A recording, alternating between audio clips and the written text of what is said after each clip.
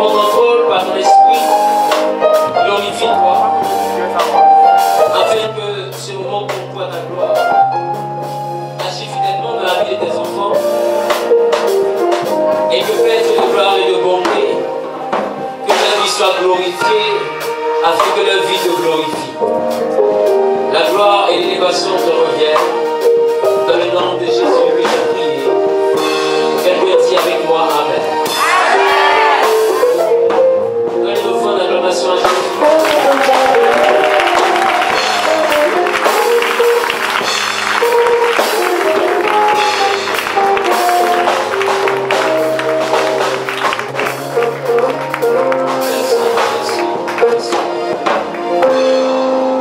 Assieds-toi dans ton témoignage.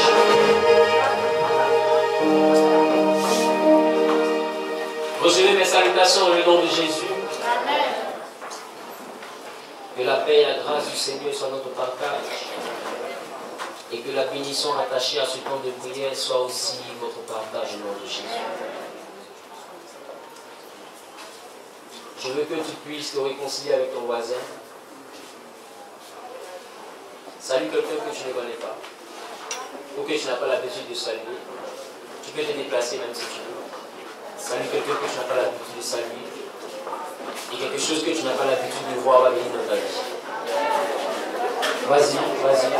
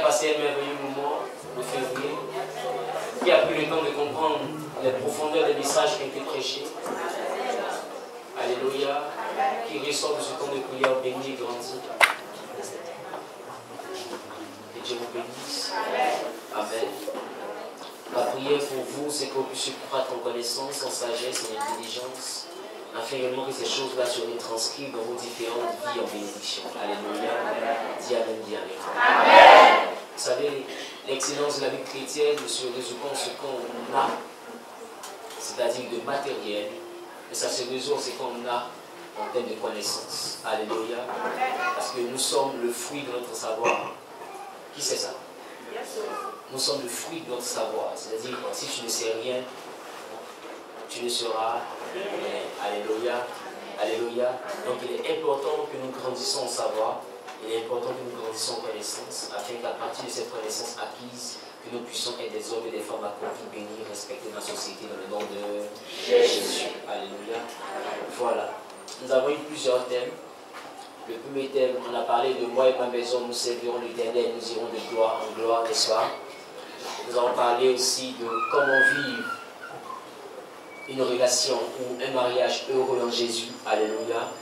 Ensuite, la semaine dernière, nous avons parlé de l'amour, ses dimensions et ses avantages. Alléluia. Est-ce qu'on peut faire de tout petits résumés? D'accord, on peut? Je vais faire ça avec vous, c'est pas moi qui parle. Qui peut me dire ce qu'il a retenu de moi et ma maison, nous servirons l'Éternel et nous irons de gloire en gloire?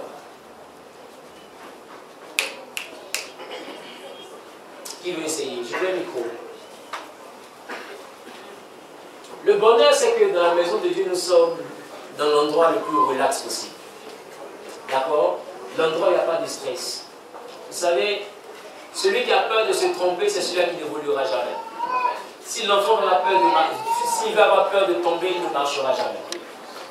comprends un peu? Donc il est important que tu acceptes de te tromper. De toutes les manières, ton voisin n'a pas encore levé la main, c'est parce qu'il n'en sait pas plus que toi. Alléluia.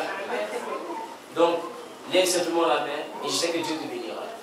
Qui veut me dire quelque chose concernant moi et ma maison, nous servirons l'Éternel et nous irons de gloire en gloire.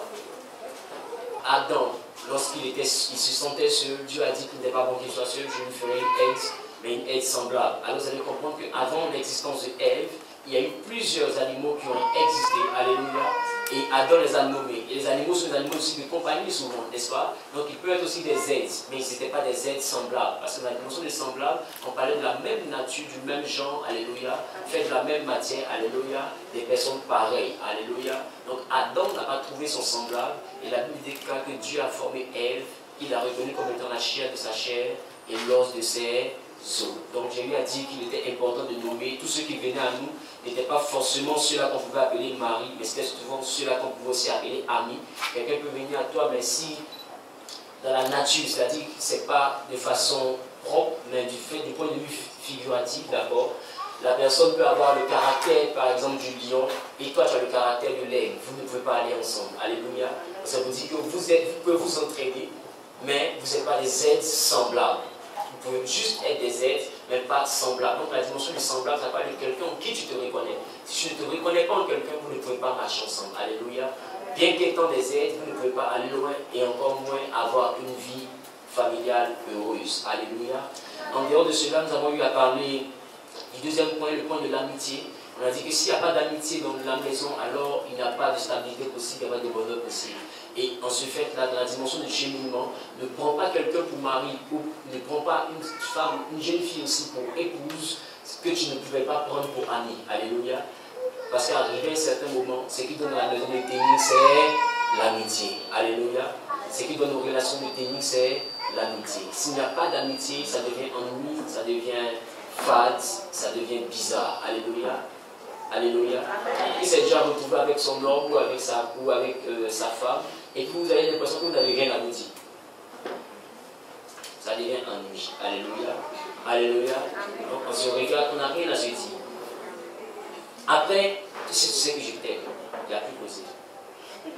Après, tu m'as manqué d'aide. Il n'y a pas causé. Alléluia. C'est la seule chose que vous pouvez prendre pour causer parce qu'en réalité, ce que l'homme fait de sa journée, sa femme ne sait pas. Elle ne connaît rien de lui.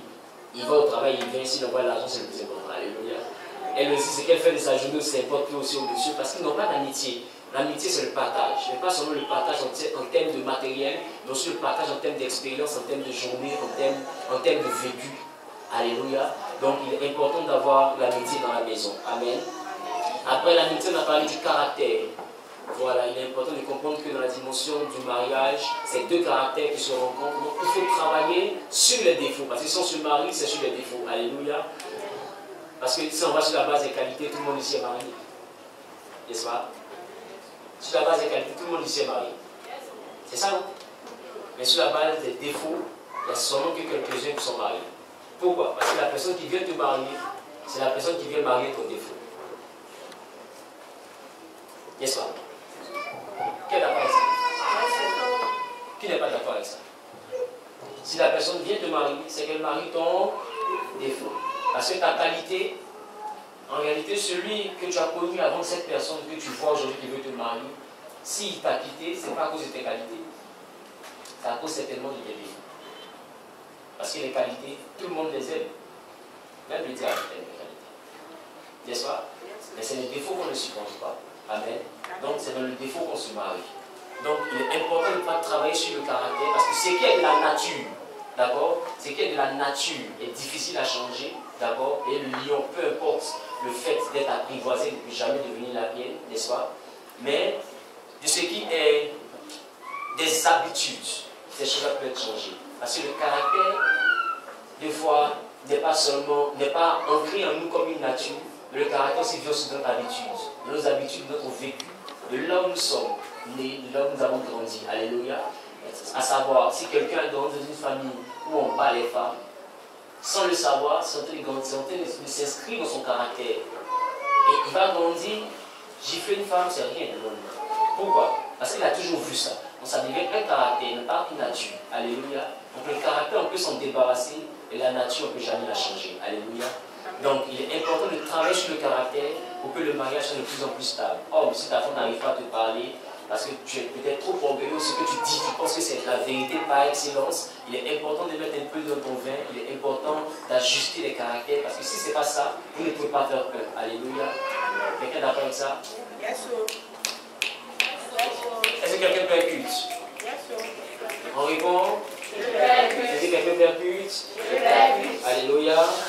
Ensuite, après les caractères, nous allons parler des aides. Amen.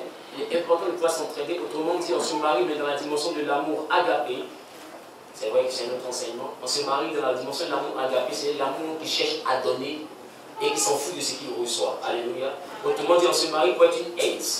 C'est pour dire quoi? Quand on vient dans le mariage, pour avoir un mariage heureux, il est important, si tu es l'homme, de poser la question, qu'est-ce que moi j'apporte à ma femme?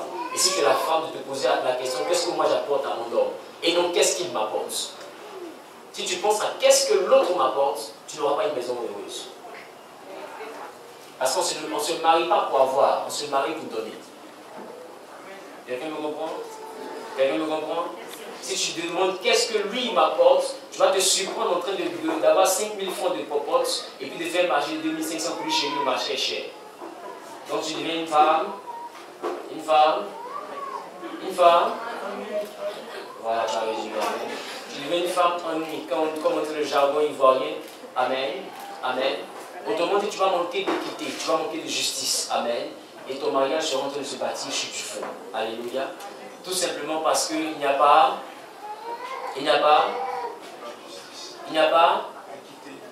d'équité. Amen.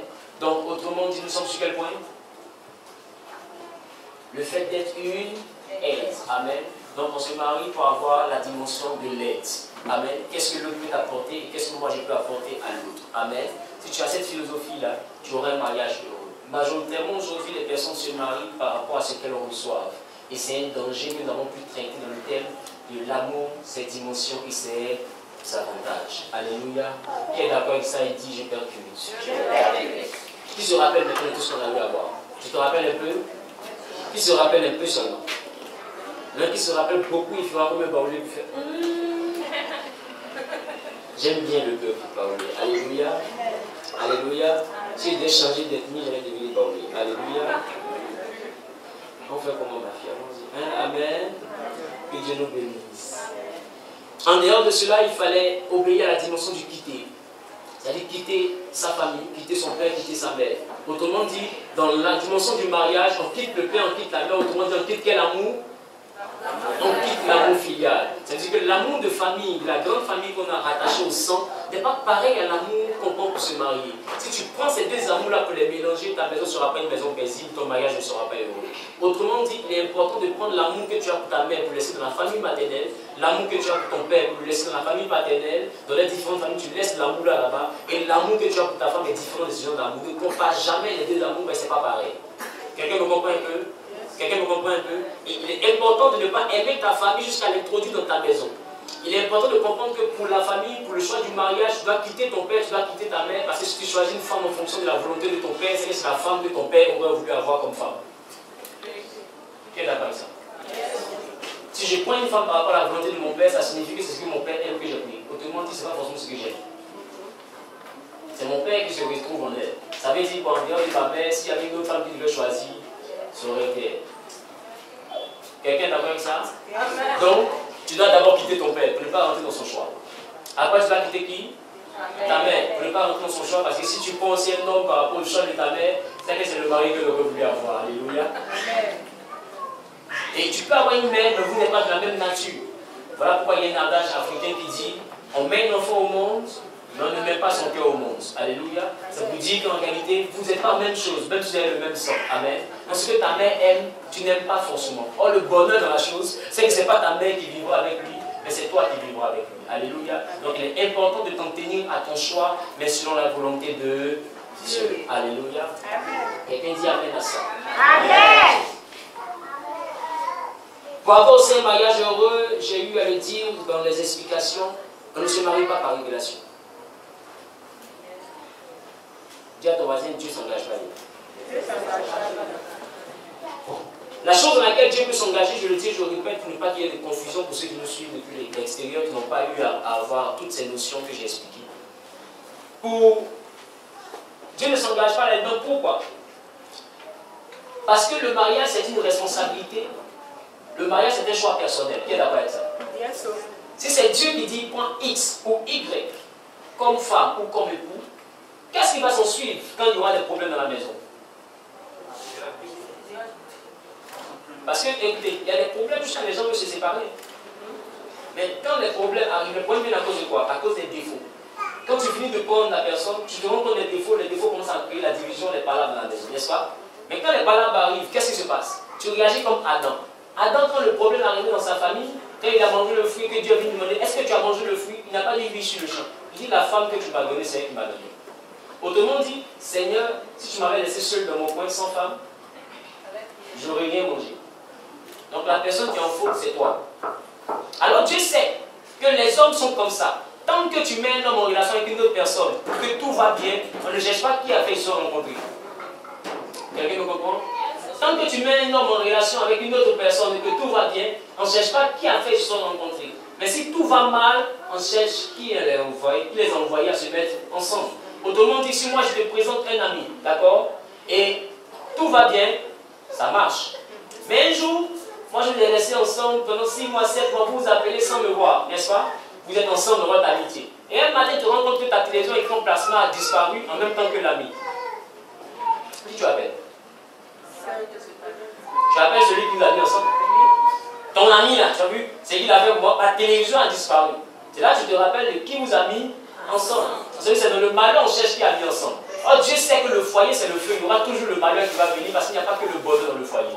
Alors Dieu ne peut pas s'engager là-dedans parce qu'aujourd'hui, plusieurs personnes sont venues chercher à vivre des vies médiocres et difficiles dans les foyers parce que simplement ils disent que c'est Dieu qui a dit. Alléluia. Mais Dieu ne peut pas t'envoyer dans quelque chose qui deviendra un malheur pour toi. Ce que Dieu fait est bon. Alléluia. Voilà pourquoi il est important de ne pas inclure Dieu à l'intérieur. Et Dieu, Adam a oublié que Dieu l'a laissé dormir. Et quand il s'est réveillé, Dieu l'a laissé parler lui-même de sa propre bouche. Et c'est lui-même qui a dit, voici la chair de ma chair, voici l'os de mes os, on l'appellera femme. C'est de sa bouche que c'est sorti. Qui est d'après cette Dieu percute. Donc, pour le mariage, Dieu te laissera toujours dire quelque chose de ta bouche. Donc ce que Dieu peut faire comme intervention, c'est de prendre la peine de te situer sur la nature de la personne. Parce que c'est deux personnes de même nature qui se mettent ensemble.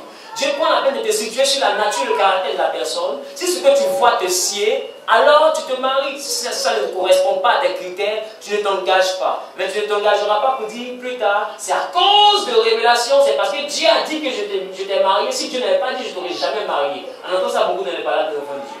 Qui est ça? Tous les pasteurs, on entend beaucoup de choses comme ça. Si Dieu n'avait pas dit, tu pensais que j'allais te marier. Autrement dit, je vis comme ça parce que c'est Dieu qui a voulu, parce que moi-même je ne m'intéresse pas trop.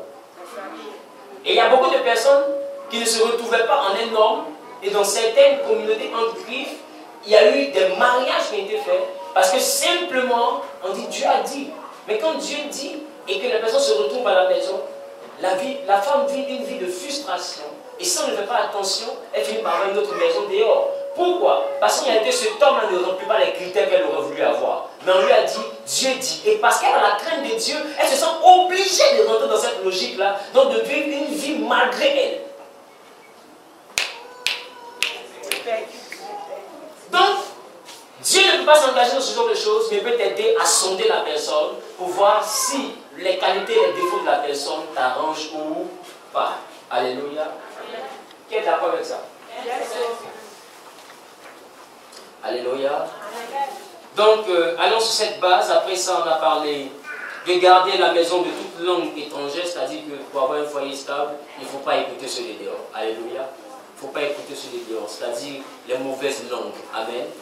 Ce qui a envoyé le palabre dans la maison d'Adam et Ève, c'était une langue étrangère. Alléluia. C'est quelqu'un de l'extérieur. Voilà pourquoi Dieu a cherché la source du palabre. Il dit, Adam, tu as mangé le fruit? Il dit non, c'est la femme. Il a dit à la femme, pourquoi tu as mangé le fruit? Il dit non, c'est le serpent. Et on se rend compte qu'en réalité, le problème n'est pas venu du foyer, mais le problème était à l'extérieur de quelqu'un qui n'est même pas dans le foyer.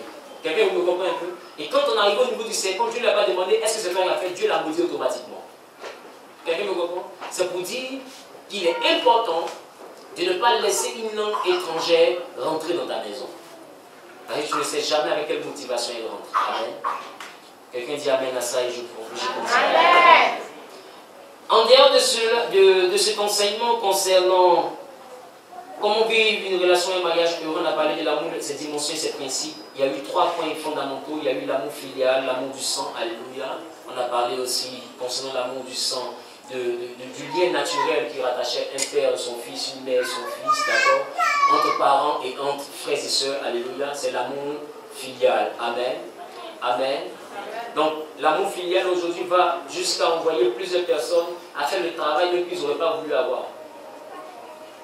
Parce que simplement son papa a dit dans ma famille, je veux un médecin. Donc l'enfant sait qu'il peut étudier de médecin, mais après son papa, il est en médecine. Qui sait que ça arrive? Il y en a qui sont en train de devenir pilotes parce qu'il veut faire plaisir à leur père.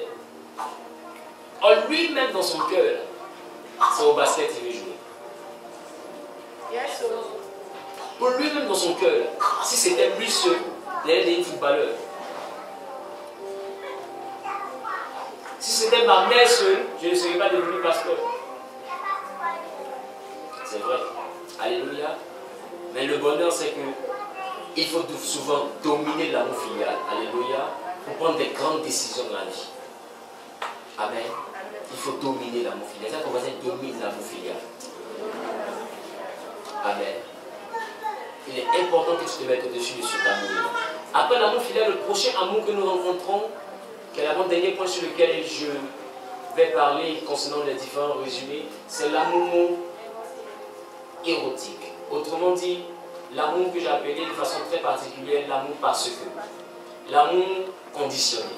D'accord? On se met avec une personne ou avec un ami parce qu'il peut acheter la ticket pour qu'on mange. Dans l'amour érotique, c'est qu'est-ce que l'autre me donne. Tant qu'il me donne, on marche. Quand il arrête de me donner, on ne marche plus. Et c'est l'amour érotique qui fait qu'aujourd'hui on a l'impression que le véritable amour n'existe pas. Que tout est fait sur le matériel. C'est l'amour érotique. Parce que l'amour érotique regarde ce qu'il reçoit. Et dans l'amour érotique, un homme ou une femme peut se mettre ensemble pour se marier parce que simplement il reçoit quelque chose. Mais le jour où dans le mariage, ce qu'il reçoit cesse d'arriver, il en a marre et cherche à divorcer. Quelqu'un me comprend? C'est l'amour érotique qui donne des limites à notre bonheur. Parce que c'est un bonheur partiel. Et des fois, c'est un bonheur temporel. Alléluia. Qui dure sur une courte durée. Imaginez un peu quelqu'un qui t'aime parce que simplement tu as des rondeurs. D'accord? Il t'aime pour ça. C'est une bonne chose, mais le palier existe.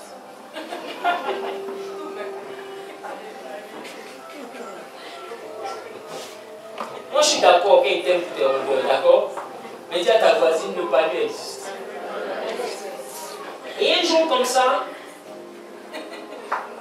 tu tombes malade et tu perds ta forme. Qu'est-ce qui s'ensuit? Il te dit, bébé, je t'aime. Mais le je t'aime, c'est un je t'aime hypocrite. Parce qu'en réalité, quand il te dit je t'aime, il regarde les rondeurs de la voisine. Et ce n'est pas un amour garanti. Pourquoi? Parce qu'en même temps que toi, tu as des rondeurs. Mais je te dis encore une chose en dehors du palu. Il y a une autre femme dans la rue qui est encore plus ronde que toi. D'accord? Qui est encore plus ronde que toi. Et au moment où toi tu es ronde juste à côté de la voiture, il voit une autre dimension de rondeur qui est à l'arrêt de bus. Et quand il constate ça, votre vie automatiquement tombe en danger parce qu'il est sur le point de cogner le poteau électrique. Tellement il regardait la rondeur qui est dehors. Quelqu'un me comprend un peu? Donc, l'amour qui est basé sur le parce que est un amour qui est toujours limité. Une femme qui te marie parce que tu as du travail, le renvoi existe. Et le renvoi n'est pas forcément une fatalité pour dire que tu as échoué dans la vie. Le renvoi est souvent une étape par laquelle Dieu fait passer les enfants de Dieu. La Bible dit que Joseph était dans la maison de Potiphar, il était engagé comme étant le chef des esclaves. Mais un jour, ils l'ont renvoyé, ils l'ont rendu prisonnier, mais c'est le chemin pour qu'il redevienne premier ministre. Donc quelqu'un peut être renvoyé aujourd'hui, mais peut être encore plus élevé demain. Mais la femme qui est venue à cause du travail, le jour où le travail se gâte, elle le travaille. Alors ne te marie pas parce que. Alléluia. Alléluia. Qui est d'accord avec ça? Qui est d'accord avec ça? C'est pourquoi celui qui vient à toi, il est important de comprendre que la première chose qu'il regarde, c'est c'est l'apparence. Dieu a dit l'homme regarde à l'apparence, mais Dieu regarde au cœur. Ça veut dire que l'amour qui vient de l'homme est un amour qui est basé sur l'apparence. Mais le véritable amour qui vient de Dieu est basé sur le cœur, sur l'intérieur. Alors il est important de comprendre, jeune fille, toi qui te plaques souvent au feu tricolore, tu es collé dans un collant, collé franchement collable, et tu marches avec tout ce que tu as mis sur toi en train de trémousser. Et quand tu marches, tu as l'impression que tu es la plus belle. Tu as l'impression que tu es en vogue. C'est un bonheur, mais il est temporel. Je te promets que la maman qui est en maxi, là, elle a été aussi comme toi.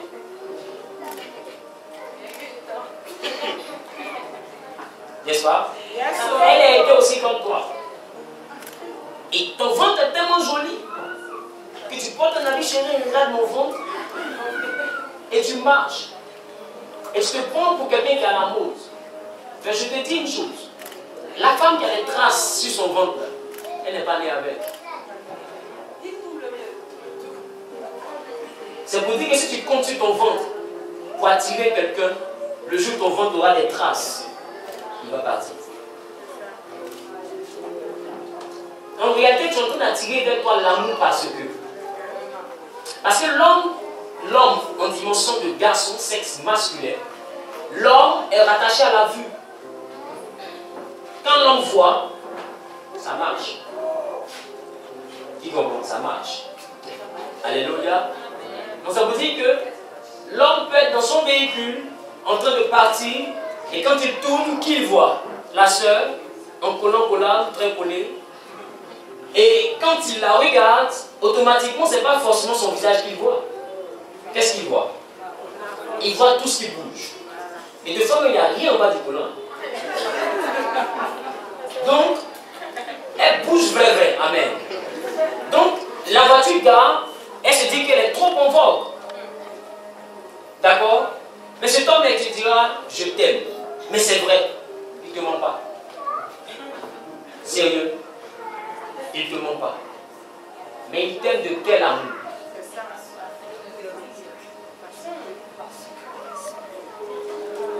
Il t'aime parce que tu es collé.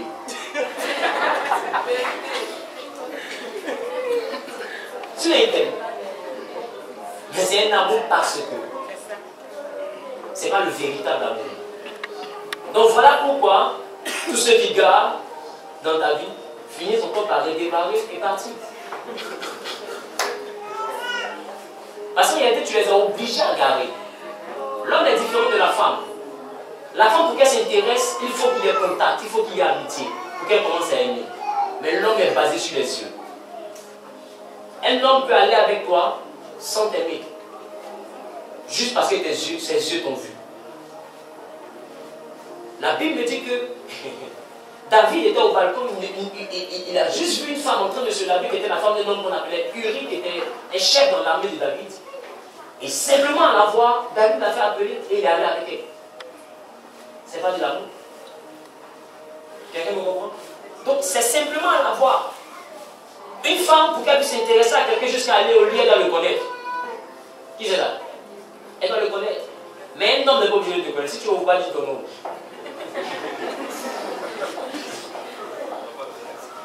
Tu n'as pas fait attention, tu dis que tu t'appelles Solange. Vous finissez, vous sortez, et puis tu t'appelles Marguerite.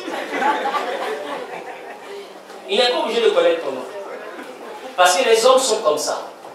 Donc si vous les femmes, vous ne comprenez pas, que vous êtes des fleurs que vous fanez avec le temps, il y a un problème. Alors il est important de comprendre que l'amour, parce que ne t'arrange pas, femme. Alors, pour avoir le véritable amour, il faut te montrer tel que tu es. C'est ça que l'amour a gardé.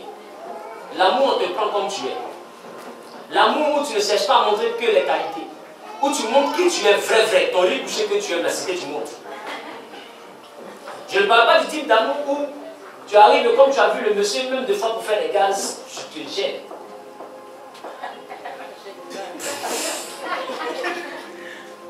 Quelqu'un me comprend un peu? Quelqu'un me comprend un peu? Où tu n'as jamais été chez des bonheurs, mais dès l'instant où le gars te salue, tu sais, j'ai envie de manger une pizza. Dis à ta voisine, tu ne te connais pas. Dans l'amour véritable, on se présente comme on est. Garçon ou femme, présentez-vous comme vous êtes. La femme qui ne t'aime pas comme tu es, elle ne mérite pas de t'avoir. Sinon, tu vas vivre et t'es un acteur. Mentant jusqu'à croire toi-même à ton mensonge. Ça, il y a des gens qui ont menti, qui sont assistants de direction, ils ont tellement menti que même quand ils doivent se dire je suis assistant de direction. C'est lui, ça l'a convaincu. Quelqu'un me comprend un peu? Tu mens jusqu'à croire toi-même.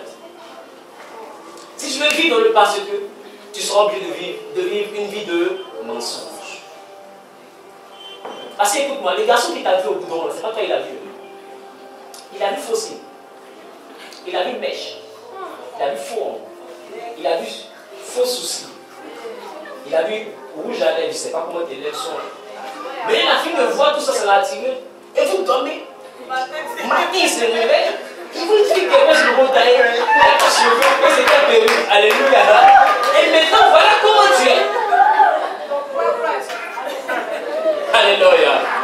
Mais là, il découvre quel genre de génie tu es.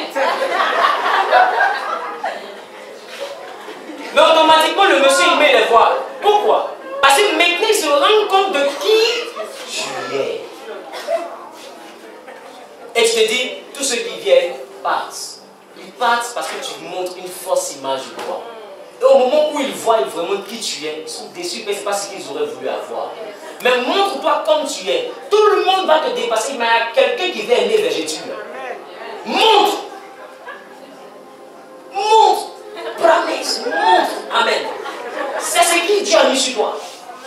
N'envie pas le corps de quelqu'un, tu ne peux jamais être la personne. Aussi vrai que tu veux être heureux, apprécie ce que Dieu t'a donné. Alléluia. Sinon tu vas torturer ton corps dans une salle de gym cadeau. Alléluia. Voilà. Donc j'ai fini concernant le résumé avec l'amour, cette dimension et ses avantages. Alléluia. Aujourd'hui nous sommes en train d'introduire notre mois de mars. Un mois qui sera très alléchant parce qu'à partir de jeudi prochain, nous aurons un programme spécial, prophétique. Il y a longtemps qu'on n'a pas eu ce genre de programme. Amen. C'est l'occasion d'inviter. Dieu nous aidera à être bénis. Alléluia. On n'a plus le temps d'enseigner. On va travailler un peu. Amen. Et puis Dieu va nous aider. Alléluia. Qui est d'accord avec ça? Donc ça commence jeudi sur le coup de 19h. Mais en dehors de cela, on reçoit quelqu'un. Dis avec moi quelqu'un. Ah, j'entends pas. On reçoit quelqu'un. Ce quelqu'un-là, nous sommes dans ce qu'il a dit. C'est où on est assis là. C'est ce que sa bouche a dit. Sa bouche a dit, et puis on est assis dedans aujourd'hui. Tout ce qu'il m'a annoncé dans ma vie est arrivé. C'est mon père. C'est mon mentor. Moi je l'appelle le baobab, le fusil de roi, le voyant l'œil de Dieu. Celui qui dit la chose arrive. Alléluia. Oui, c'est la légende. C'est mon papa. Tu n'es pas obligé d'accepter comment je le présente. Dis à ton mari, tu n'es pas obligé. Je ne te sens même pas obligé. Mais moi, je suis obligé de le présenter comme ça. Parce que c'est mon père. Vous savez, le problème aujourd'hui dans la vie chrétienne, c'est que plusieurs évoluent sans père. Le problème aujourd'hui, c'est que plusieurs évoluent sans père. Oh, il y a un adage qui dit celui qui n'a pas de père. Et celui qui n'a pas de repère. Non, il ne se perd pas, c'est une vipère. Alléluia. Celui qui n'a pas de père est une vipère. Alléluia. Il finit où? Au cimetière. Alléluia. Il est important de comprendre que si tu n'as pas de père, tu n'as pas de père. Moi, j'ai un père. Il vient nous aider. Il vient nous bénir à partir de jeudi. Je l'ai nommé le patriarche Diop Mamadou. Alléluia. Amen. Alléluia. Amen. Il sera avec nous. Il est présentement à Paris. Et dans le courant de la semaine, il sera là. Alléluia. Et ce sera une bénédiction pour nous. Amen. Voilà pourquoi on sera là le jeudi, le vendredi et le dimanche en soirée. Et dimanche matin, dans notre culte de louange normale. Et à partir de 18h, on a l'atmosphère prophétique. Amen. Nous serons un programme nommé Atmosphère prophétique qui a pour thème le passé est dépassé, le futur est à rattraper et le présent est passé. Alléluia. Alléluia. Donc ce sera un temps de bénédiction. Nous serons deux orateurs, mon père et moi, c'est-à-dire je vais introduire et lui va terminer. Parce que normalement, s'il finit de parler, on ne parle plus. Amen. Donc, je vais introduire et lui va terminer. Et ce sera une bénédiction pour moi. C'est le moment d'inviter. D'inviter ton frère, d'inviter ta soeur, d'inviter tous ceux-là qui ont été marqués par le temps. Vous savez, le temps laisse des empreintes de notre vie. Le temps laisse des douleurs, le temps laisse des pleurs, des abandons, des tristesses, des échecs. Le temps imprime des choses dans notre cœur qu'on ne peut même pas imaginer. Écoute-moi. Il y a des événements que 2014, 2015, 2013 ont écrit dans ta vie qui te fatiguent des fois jusqu'à aujourd'hui. Et à cause de ce que ça te fatigue, tu n'arrives même plus à avoir des pensées positives. On ne peut plus avoir des pensées positives, c'est hypothéquer ton futur. Dis à ton voisin, le passé est dépassé. Mais le futur est à rattraper. Alléluia. Donc que ton passé ne conditionne pas ton futur. Donc il est important que tu viennes. Et Dieu te permettra de pouvoir rentrer une dimension excellente. Il y a beaucoup qui ont perdu leur travail. À cause du poste ou de la position financière que tu as perdue dans la famille, aujourd'hui tu n'es plus considéré même parmi tes amis. Et quand tu regardes à ton passé, tu te demandes, mais si c'était quelques années en arrière, est-ce que lui il est en train de me parler comme ça? Mais aujourd'hui, il te regarde haut et fort et il te dit ce qu'il n'aurait pas pu te dire hier. Dis à ton voisin, hier est passé. Mais la bataille pour avoir ton respect, cette bataille-là, elle va s'engager quand tu vas chercher à rattraper le futur. Si hier est passé qu'à cause de ce que hier est passé, on ne te respecte plus, le futur peut encore arriver avec une gloire. Et tant qu'il y a de la vie, il y a de l'espoir. Alléluia. Donc viens à ce programme-là et tu rentreras dans une dimension excellente, non seulement de connaissance, parce que c'est ça le plus important, mais en dehors de cela, tu auras l'orientation prophétique. Dis-moi orientation prophétique. Âme sensible. Si le passé a inscrit dans ta vie une maladie de laquelle tu n'arrives pas à te débarrasser, peu importe le mal, c'est le moment de venir. C'est des moments que je vais répéter plusieurs fois. Sauf par inspiration. Parce que tout ce qui n'est pas fait par inspiration, c'est-à-dire venant du Saint-Esprit, est fait par aspiration. Alléluia. Alléluia. S'il n'y a pas d'inspiration, il y a l'aspiration. Alors, c'est le moment d'inviter. Et Dieu bénira quelqu'un qui est malade, couché depuis près de 5 à 6 mois dans ta maison, qui n'arrive pas à se lever. Amen. Tu sais de quoi je parle parce que je sais en qui j'ai cru. Il s'appelle Jésus-Christ de Nazareth. Alléluia. Alléluia. J'étais en train de prier et quand j'ai fini, je me suis légèrement assoupi et Dieu ouvre mon esprit. Et quand il ouvre mon esprit, je vois l'élu du Saint-Esprit dans une salle encore plus grande.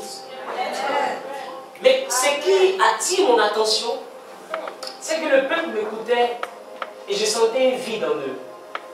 Et c'est comme si l'ange était mon protocole, comme mon fils est arrivé. Et il est venu me dire à l'oreille, prophète, ils ont besoin de miracles maintenant. Donc on organise un programme. Et c'est là que je me suis levé et j'ai dit on va faire un programme. Si ce n'était pas la parole de Dieu, je ne l'aurais pas fait. Je ne fais rien par aspiration. Donc dis à ton voisin, jeudi. Et là tu ne maîtrises pas de quoi je parle. Fais rien. Le Dieu sacré des Hébreux va se révéler à son peuple. Je crois en sa manifestation. Qui sait que c'est possible? Il va se révéler à son peuple. Il va te faire du bien. Mais le plus important pour moi, retiens-le, c'est ta croissance spirituelle. Ce n'est pas que tu sois un chrétien basé sur des émotions, mais que ta vie soit basée sur l'onction. L'onction qui est la véritable parole de Dieu. Alléluia. Alléluia. Dis avec moi le tumulte. Le tumulte annonce ta victoire. Dis encore le tumulte annonce ta victoire. Dis voisin. Le tumulte annonce ta victoire. Ah, dis avec moi le tumulte annonce ta victoire. Je pensais que quelqu'un s'est levé pour qu'il son voisin pour dire voisin, le tumulte annonce ta victoire. Nous sommes en train de parler de victoire. Dis encore le tumulte annonce la confusion de tes ennemis. Le tumulte annonce ta victoire. Tu auras la victoire. Tu domineras. Tu régneras. Tu iras de gloire en gloire. Voisin, regarde-moi bien. Personne ne pourra jamais t'arrêter. Personne ne tiendra devant toi. Tant que tu vivras. Tant que tu vivras. Laisse-les parler. Laisse-les parler. Laisse les gens critiquer. Laisse les gens te juger. Mais là tu mutes. Mais là tu mutes. Mais le prix qu'ils ont, le prix qu'ils manifestent, annonce ta victoire. Ce bruit annonce ta victoire. Dans le nom de... Assieds-toi sur la tête d'un ennemi que tu as déjà ciblé.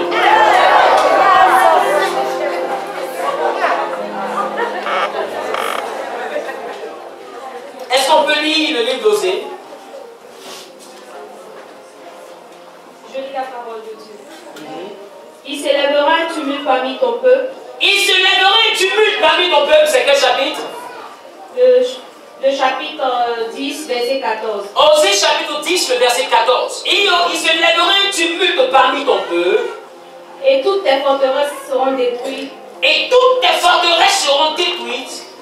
Comme fut détruite Chamal Beth Arbel au jour de la guerre, où la mer fut écrasée avec les enfants. Alléluia. Quelqu'un dit Amen bien. Quelqu'un dit Amen bien. Quelqu'un dit Amen bien. Une autre personne lit Jérémie, chapitre 10, le verset 22. Septentrion. C'est un grand tumulte qui vient du septentrion. Pour réduire la ville de Juda en un désert et en un... Il dit, voici quoi? Une rumeur se fait entendre. Une rumeur se fait entendre de tumulte.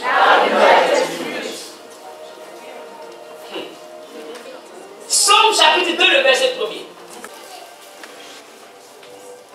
Pourquoi ce tumulte parmi les nations, ces vaines pensées parmi les peuples? Dis avec moi le tumulte. Annonce la victoire. Nous sommes en train de terminer notre mois. Même si celui-là même qui voulait te marier est en train de bouger, à tel enseigne dans le monde que tu es déséquilibré, tu ne sais même plus à qui te confier. C'est un tumulte. Mais ce tumulte annonce ta victoire. Ah, quelqu'un ne me comprend pas. Nous sommes en train de rentrer dans une atmosphère prophétique. Nous sommes en train de rentrer dans un temps prophétique.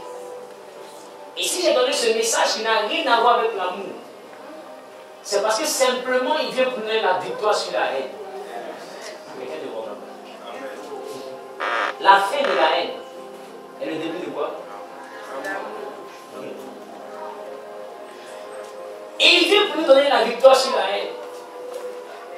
Et tout agent qui enfante la haine. Osée dit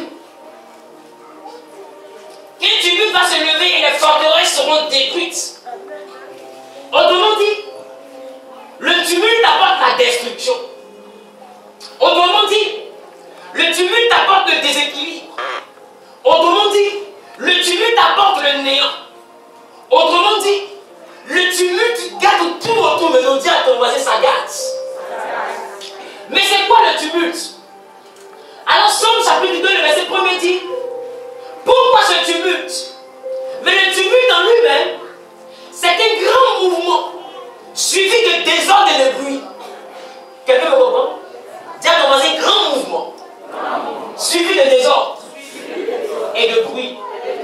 Donc quand il y a mouvement, quand il y a désordre, quand il y a bruit, il y a tumulte. N'est-ce pas? N'est-ce pas? Alors Jérémie dit quoi? Jérémie dit, il y a quoi? Il y a un grand tumulte qui vient du septentrion pour réduire la ville de Juda en un désert et en un ripel de chacal. Alléluia. Il dit, il y a un grand tumulte qui vient du septentrion pour réduire les villes de Juda en quoi? En un lieu désert et en un ripel de chacal. Jérémie chapitre 10, le verset 22. Oui. Chapitre 10, le verset 22. Oui. C'est que va au verset 21, nous verrons. Les bergers ont été stupides. Ils n'ont pas cherché l'Éternel. C'est pour cela qu'ils n'ont point prospéré. Une rumeur se fait entendre, c'est quoi? C'est un grand tumulte. Donc ça vous dit que le tumulte peut être issu d'une rumeur. N'est-ce pas? N'est-ce pas? Le tumulte peut être engendré par une rumeur. Mais c'est quoi la rumeur? Une information non vérifiée, hein, mais qui prend de l'ampleur. Parce que quand on parle de rumeur aussi, il y a la dimension de la population. C'est-à-dire l'information circule vite. C'est un bruit qui court, mais c'est en même temps une information non vérifiée. Une information qui n'est pas fondée. Alléluia. Alléluia. Alors, la Bible me dit qu'un homme s'appelait Joseph. Joseph sera l'avant-dernier fils de Jacob. Et ayant cette position, il serait aimé par son père. La Bible me dit que Joseph va avoir 2 songes. Quand il a les 2 songes, il va les expliquer à sa famille. Là, tu dois comme ça. Et puis sûr. Que ton voisin ne te distrait pas. Joseph a 2 songes, il le raconte à ses parents. La Bible me dit que son père va dire à Joseph, est-ce que tu crois que nous, moi, ta mère et tes frères, on va se concerner de votre homme? Ses frères ont compris par un premier rêve qui concernait les germes que Joseph devait devenir plus grand qu'eux. Et la Bible dit que là-dessus, ils ont commencé à le haïr. Alléluia. Alléluia. Mais je comprends plus tard que les rêves de Joseph ont créé un tumulte dans la vie de Joseph. Alléluia. Ça a créé un tumulte à tel enseigne qu'autour de Joseph, il a commencé à avoir un mouvement. Directement un mouvement. Il a commencé à avoir un mouvement. Directement un mouvement.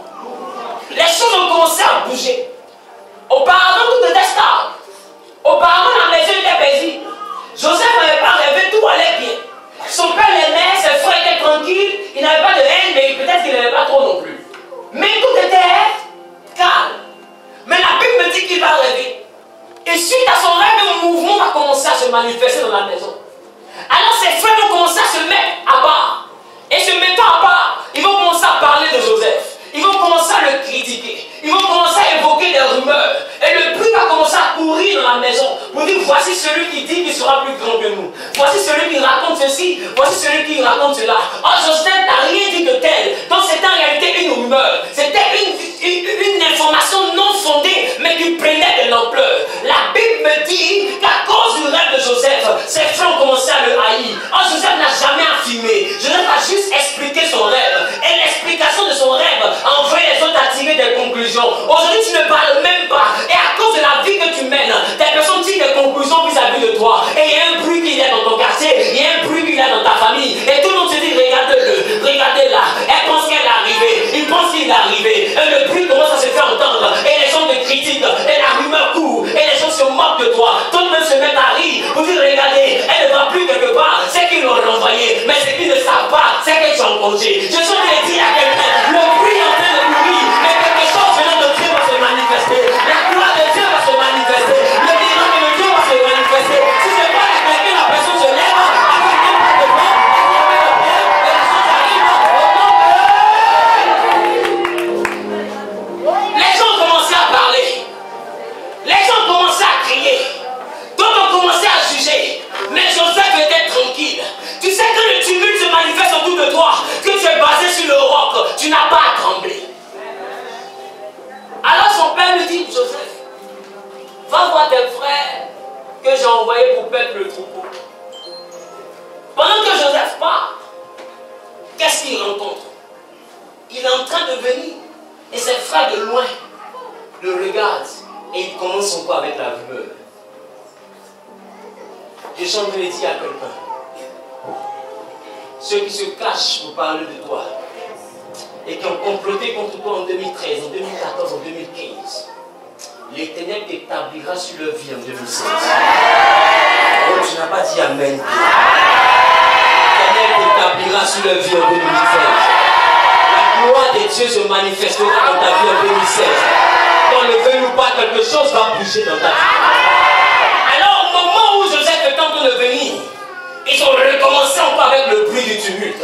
Et ils ont commencé à parler. Voici le faiseur de rêve qui arrive. Voici celui qui va dominer. Et la Bible me dit qu'ils vont prendre Joseph. Un groupe va dire, tuons-le. Un autre groupe va dire, ne le tuons pas. Vous savez, ce n'est pas seulement qu'un mouvement, ce n'est pas seulement qu'un bruit, mais c'est un désordre. Le tumulte. Alors dans le désordre, il n'y a pas de cohérence. Dans le désordre, du tumulte va commencer à se manifester dans la vie de Joseph. Un groupe va dire, tuons-le. Un autre groupe va dire, ne le tuons pas. Un groupe va dire, vendons-le. Alors ils vont tourner jusqu'à... Et dans leur désordre, la volonté de Dieu va être enfantée. Je suis en train de dire à quelqu'un, tous ceux qui sont en train de te critiquer, d'autres disent une chose, d'autres disent une autre chose. Mais pas ça là, ils vont finir par te pousser dans le miracle de Dieu. C'est qu'ils ne savent pas, ils sont en train de prévoir quelque chose. Mais la vérité qui va sortir, c'est celle qui va te faire courir dans le miracle de Dieu. La seule qui va t'envoyer dans la gloire de Dieu. Écoute-moi bien, cette épreuve n'est pas la mort. Leur décision n'est pas la mort. Et l'Éternel va parler par leur bouche pour que tu quittes la boue pour t'asseoir à la table de roi.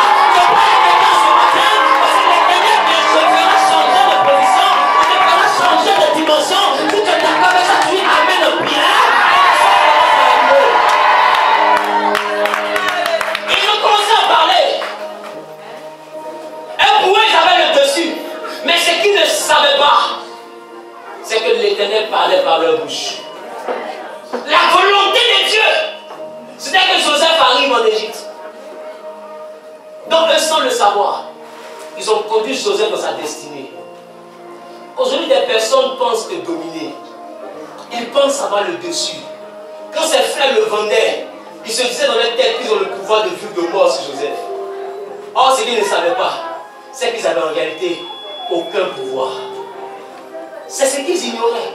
Pour eux, si Joseph meurt, il mourra. S'ils doivent le vendre, il va le vendre. Mais ils n'ont pas compris qu'à cause du rêve qu'il a expliqué, ils n'ont aucun pouvoir sur la vie de Joseph. Il y a beaucoup de personnes aujourd'hui qui pensent que ta réussite va passer par eux. Ils se disent qu'ils ont la dernière décision dans ta vie. Ils se disent que si eux ils arrêtent de payer la maison, tu vas dormir dehors. Ils se disent que s'ils te laissent parce qu'ils veulent te marier, tu vas chômer payer. Mais dis à ton voisin, laisse, tu vas voir. Il se dit également que s'il te renvoie de sa société, tu ne pourras plus avoir quoi que ce soit. Mais je te dis, regarde ton voisin, dis mensonge. Renvoie, tu vas voir. Personne n'a le dernier mot dans ta vie. Et les frères de Joseph ont cru que s'ils veulent le tuer, ils peuvent le tuer. S'ils veulent le vendre, ils peuvent le vendre. S'ils veulent qu'il reste dans le puits, même il reste dans le puits. En réalité, ils n'avaient aucun pouvoir. Dieu donne toujours à tes adversaires l'impression qu'ils ont le pouvoir. Oh yes. Tu sais pourquoi? Parce que la Bible me dit que tu es un piège de l'Éternel. Tu sais c'est quoi le piège? Le piège, c'est cette chose qui est cachée, qui donne à l'animal de croire qu'il est en sécurité dans le périmètre. Oui, monsieur. Attends, quelqu'un ne comprend pas. Ça donne à l'animal de croire qu'il est en sécurité où il est. Mais celui qui a mis le piège sait que c'est là où il est en danger. Alors Anne était un piège dans la vie de Pénina.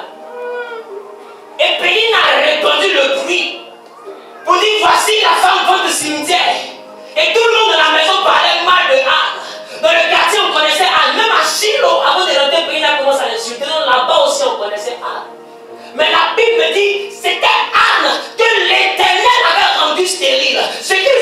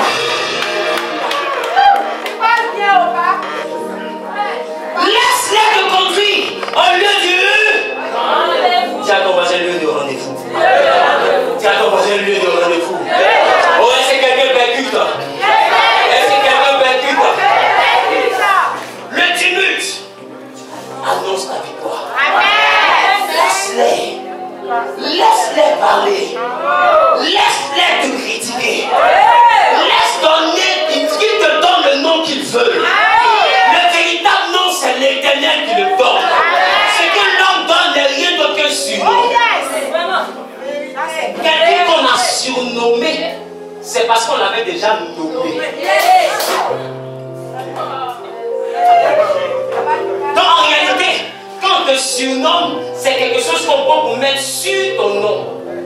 Surnomme. Nommé, donc tu es déjà nommé. Donc on prend un nouveau nom pour mettre sur ton nom. Amen. Mais le bonheur, c'est qu'ils n'ont pas effacé le nom de gloire. Ils ont mis le nom de Jésus. Ils ont mis le nom de Jésus. Ils ont mis le nom de la honte. Mais écoute-moi bien, ce qui est dessous, l'Éternel aujourd'hui prend son siphon et il efface ça. Et le nom de gloire commence à sortir. Le nom de gloire commence à sortir.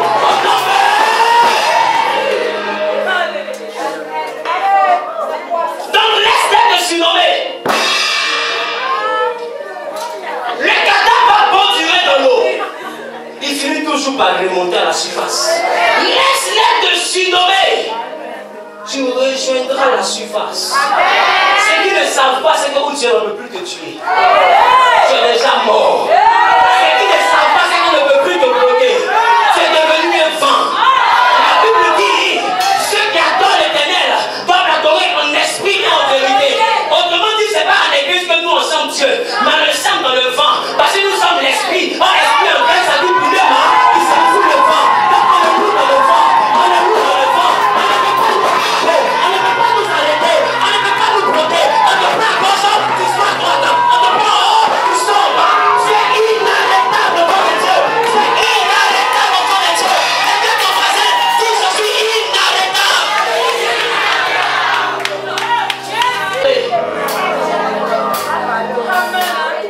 Ils ont payé le transport de Joseph.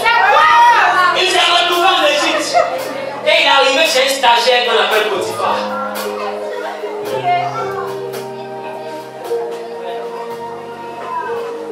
Bonjour, monsieur Potiphar. Je suis Joseph. Ah, c'est pas l'espace là. Hop là. C'est ton futur patron qui parle là. Regarde ton verset, ton futur patron qui parle là. Il y a quelqu'un qui a déposé ton papier dans son entreprise. Ce qui ne sait pas, c'est que tu as 5 ans à faire là-bas. Après les 5 ans, tu auras une entreprise où lui-même va venir chercher les marchés. C'est à son futur patron, il parle comme ça. C'est à son futur patron, il parle comme ça. Dis à ton voisin, c'est à son futur patron, il parle comme ça. On dit là, tu sais pas qui je suis. C'est à ton futur patron, il parle comme ça.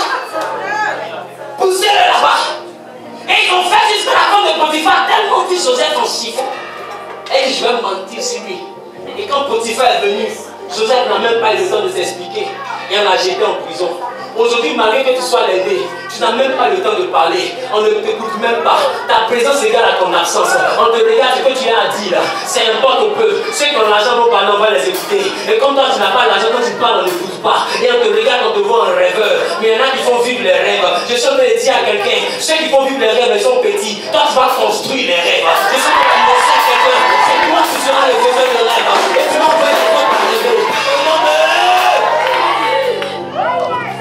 Écoute-moi, celui qui fait vivre le rêve est plus petit que celui qui fait rêver. Attends, tu me vois. Aujourd'hui, ton petit frère fait vivre le rêve. Quand on vient, on dit, on a tel projet, il finance. Il y a tel décès, il finance. Le bonheur, c'est que lui, il fait vivre le rêve.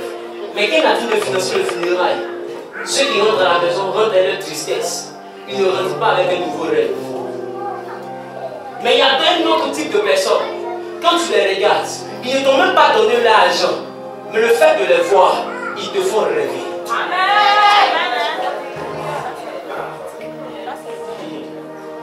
C'est à cette dimension-là que Dieu t'appelle. Où tu ne seras pas seulement une solution partielle et temporelle pour un problème, mais tu seras celui-là qui va faire naître le rêve dans le cœur de quelqu'un. C'est-à-dire que quelqu'un sera dans un cycle au bois, mais en te regardant, il va dire il y a encore de l'espoir pour moi. Parce que ta vie inspire l'inspiration. Ta vie donne l'envie de courir. Même s'il n'avait pas de pied, ça lui donne l'envie de sauter. Quand il te voit, il y a une joie. Il n'a plus besoin de ton argent. Quand il dit mon Dieu Père, ma vieille mère, c'est sans hypocrisie. Parce qu'il voit en toi un espoir. Il voit en toi le lendemain possible. Il voit en toi rien n'est fini. Il voit en toi ça peut encore marcher. Il voit en toi mon lendemain peut être encore glorieux. Il voit en toi même si mes parents n'ont rien, je peux réussir. Voilà ce qu'il voit en toi quand il te regarde. Et c'est ce que les gens vont commencer à voir en toi à partir de 2016. Et ils vont te voir. Ils vont voir leur rêve de renaître. Ils vont voir la capacité du miracle de se manifester dans la vie. Parce que l'Éternel t'enlève, te positionne et te glorifie au nom de eux. Ils n'as pas laissé Joseph s'expliquer. Potiphar n'a pas laissé son patron parler. Il dit prenez-le et jetez-le en prison. Mais plus tard, après Pharaon, c'est Joseph. On ne parle même pas de l'armée. Après Pharaon, c'est Joseph. Donc après Joseph, on parle de Potiphar. C'est que la Bible, non, la Bible n'est pas juste. Dis pourquoi? Dis pourquoi? La Bible a parlé de comment Potiphar a parlé à Joseph pour le mettre en prison. Mais la Bible n'a même pas expliqué comment il est venu. Tu sais, quand quelqu'un est nommé là, normalement tous ceux qui travaillent s'allument et ils viennent de s'habiller.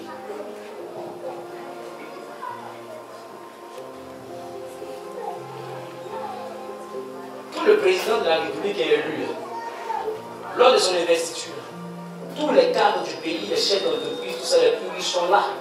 Et qu'est-ce qu'ils font? Félicitations, monsieur le chef d'État. Félicitations. C'est vrai, là? Maintenant, Potiphar était dans la salle. Pour Joseph, là.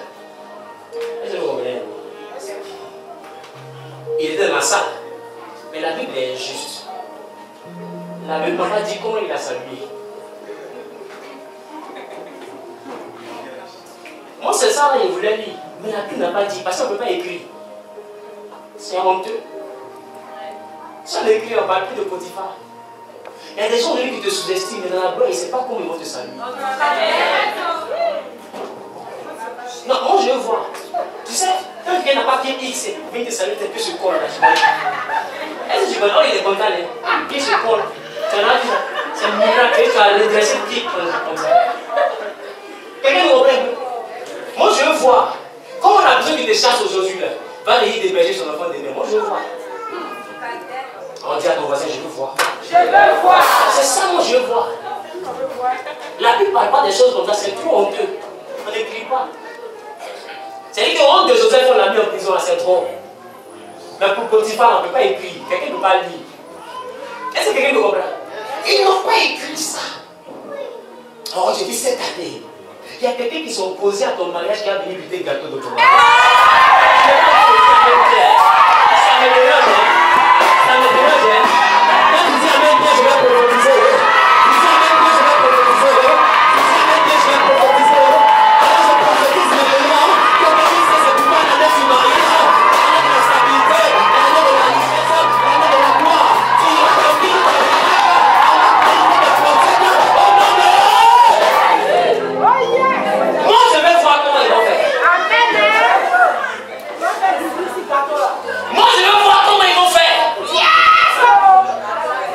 Je veux voir comment ils vont faire. C'est qu'ils ne savent pas. C'est qu'aujourd'hui, tu dors dans un salon.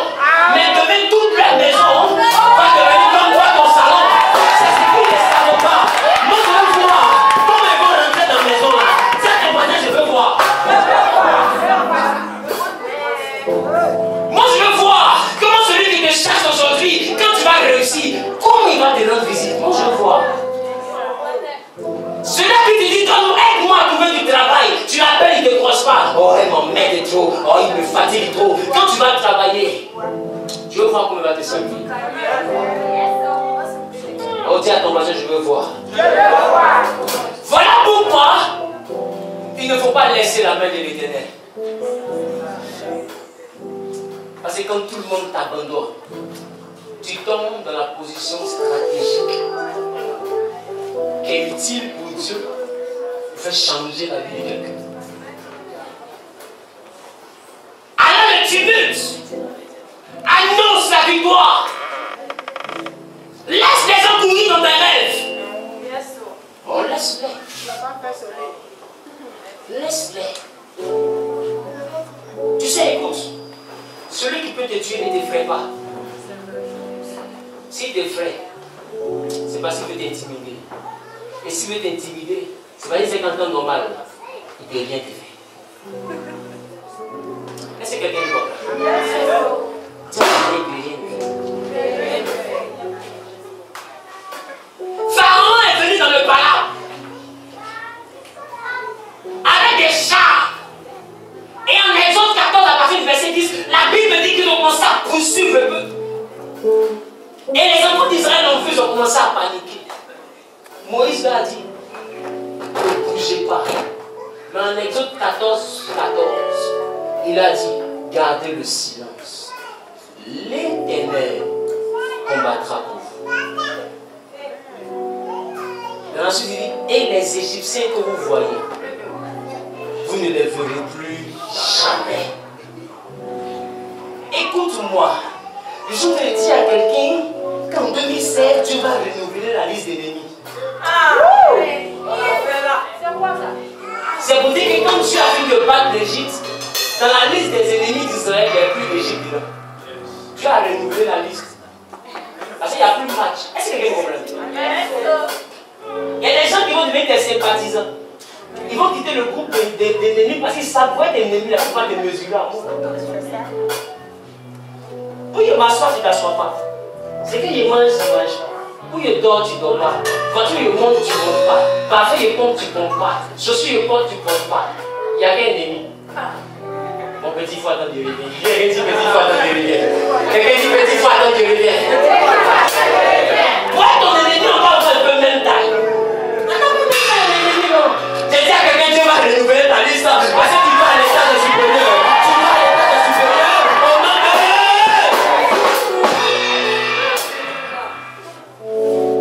voilà pourquoi le passé est dépassé. Dieu va renouveler. Le tumulte. Donc les Égyptiens ont commencé à faire bruit.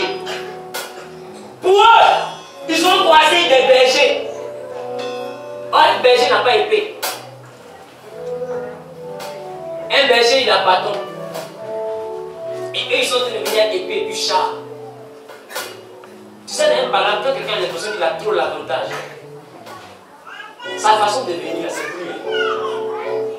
C'est après que je vais crier d'abord. Eh, tu me vois? Il veut que tout le monde prenne photo. Amen. Le mot ici, on s'appelle crack. Mais il sait qu'il vient frapper. Amen. Donc il y a un drapeau autour. Alléluia. Donc Égypte a commencé à venir un bruit. Ils sont pas arrivés. Le bruit, Israël entend. Le peuple a peur. C'est pas bruit ça. Ils vont nous tuer. Moïse, calme-vous. C'est les tonneaux vides qui font du bruit. Est-ce que quelqu'un le comprend? C'est les tonneaux vides qui font du bruit. Dis à ton voisin, calme-toi. Laisse-les sauter, toi calme-toi. En 2016, laisse-les sauter, toi calme-toi. Oh yes.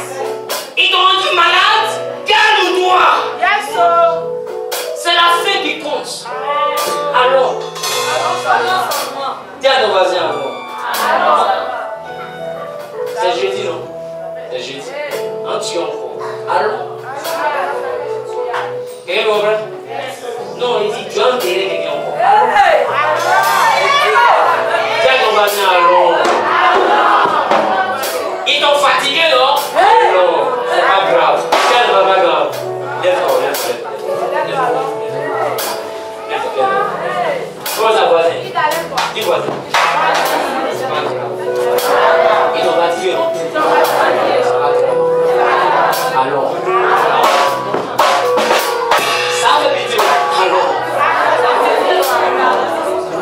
Parce que c'est qu'ils ne savent pas. Quand dans le quartier, l'enfant fait malin, c'est qu'il a un grand frère. C'est pas ça? Assieds-toi. Quand dans le quartier, l'enfant fait malin, c'est qu'il a un grand frère. Mais le problème, c'est que lui, son grand frère, on le voit. Est-ce ça?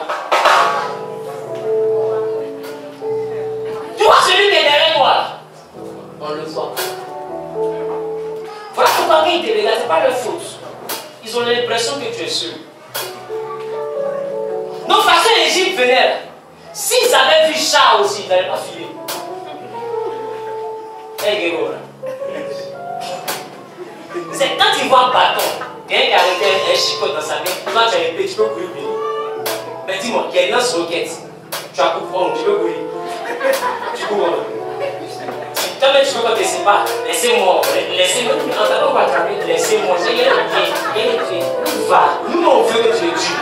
Tue-le.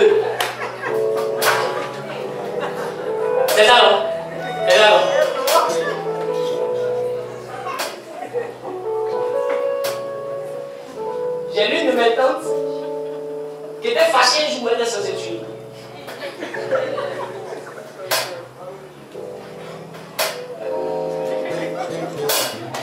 Elle est en train de tuer une femme bébé. On l'attrape, elle est énervée. Mais tu sais, le moment, elle est énervée, laissez-moi, laissez-moi, je vais me tuer, je vais me tuer, je vais me tuer. Mais les gens l'ont laissé comme ça. Elle partait taper le mur. Ils l'ont laissé comme ça. Dis à ton voisin de laisser. Là, le mur là-bas. Courir, puis elle a bloqué comme ça. Elle dit, vous là, vous ne m'aimez pas. Allez, toi, tu connais. Toi, tu connais. Faut t'aider à voir. Nous, on veut voir. Si on n'est pas trop pressé, on va t'attraper, tu dis que tu ne veux pas.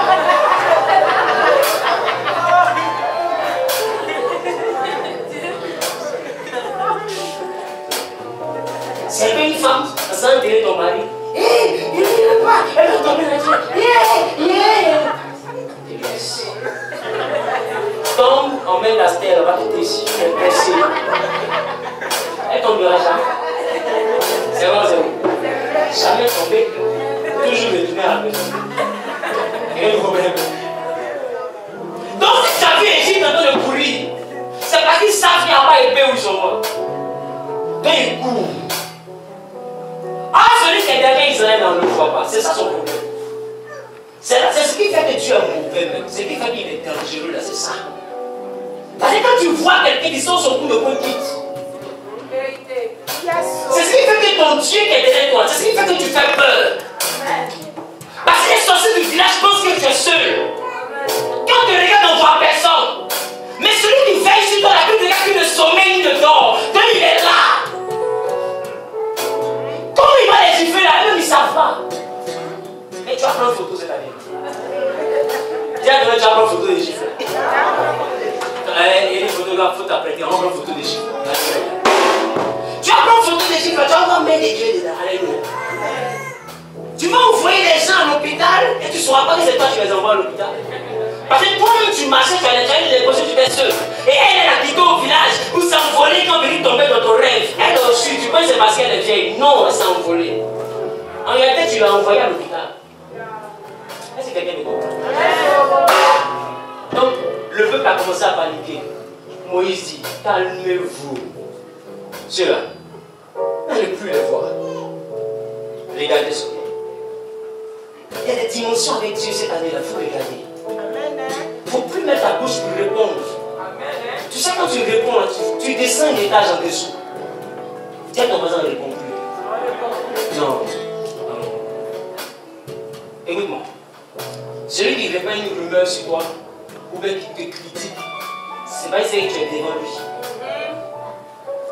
Son but là, c'est que tu regardes derrière. Regarde, je te dis une chose. Quand tu es sur une moto, d'accord, et que tu décides de regarder en arrière, il y a deux choses qui arrivent. Soit tu colles mur, ou tu perds de la vitesse. Si tu gardes ta vitesse, c'est pas évident. Tu peux cogner mur. Mais si tu freines, tu peux bien y aller derrière. C'est ça? C'est ce qu'il veut. Dans ton accélération, ils veulent que tu freines pour y aller derrière. Mais quand tu freines, ils ont le temps de te rattraper. Ne regarde pas derrière toi. Ceux qui parlent, ne te retournent même pas que c'est l'homme. C'est chien. C'est beaucoup.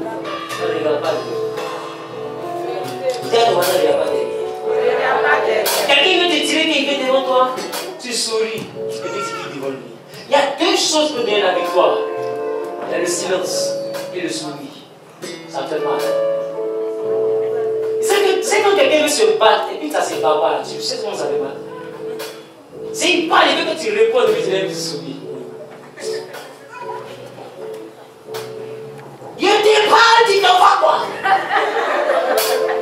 Le sourire et le silence, ça peut tuer quelqu'un qui t'aime pas. Quand il parle de toi, laisse toi, c'est de te voir t'asseoir et puis triste.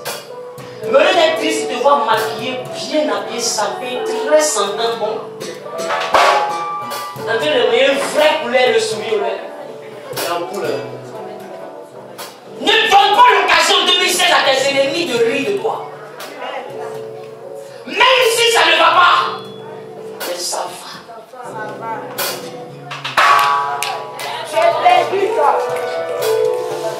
Ton calme doit être déséquilibré. Ça doit être déstabilisé. Quelqu'un doit se demander d'où devient cette force-là. Parce que le tumulte, le bruit de tes adversaires, regarde, c'est les défaites qui sont les plus pareilles. Laisse-le mourir. Celui qui va vite parcourt une distance élevée. N'est-ce pas? N'est-ce pas? Mais avec un temps de réduction, c'est pas ça. Mais celui qui va doucement, il va loin. Sans te quitter ici, jusqu'à arriver à la station Petrosi au Remblai, si tu cours vite, tu vas arriver à Kaira avant moi. Et si je cours doucement, je vais arriver à Petrosi avant toi. Parce qu'à Kaira, je vais te croiser là-bas en train de vomir tes poumons.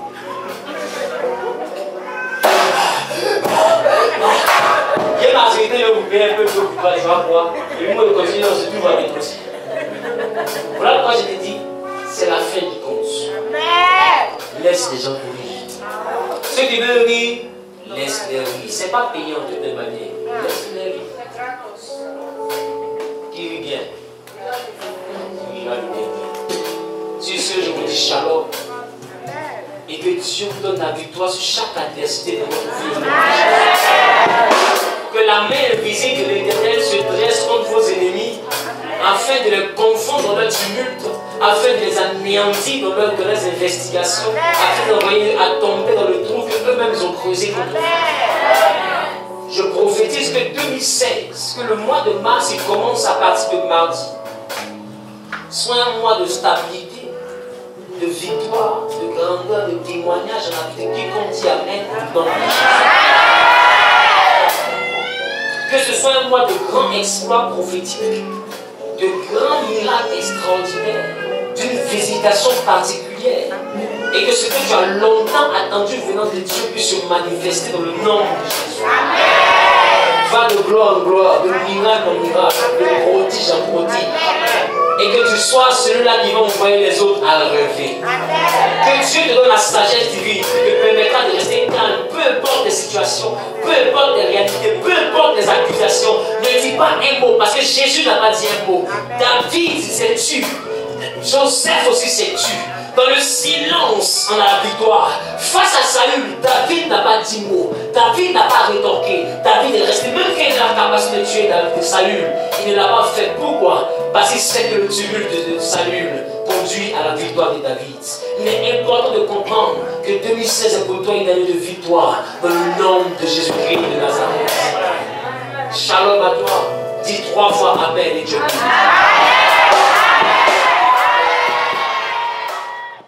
Et je prie en ce jour, Père, que cet enseignement soit gravé dans nos mémoires, afin que nous puissions en faire bon usage. Dieu de gloire, je prie que tu accompagnes tes enfants ici présents dans leur honneur respectif. Merci que l'honneur et la gloire te reviennent dans le précieux nom de Jésus.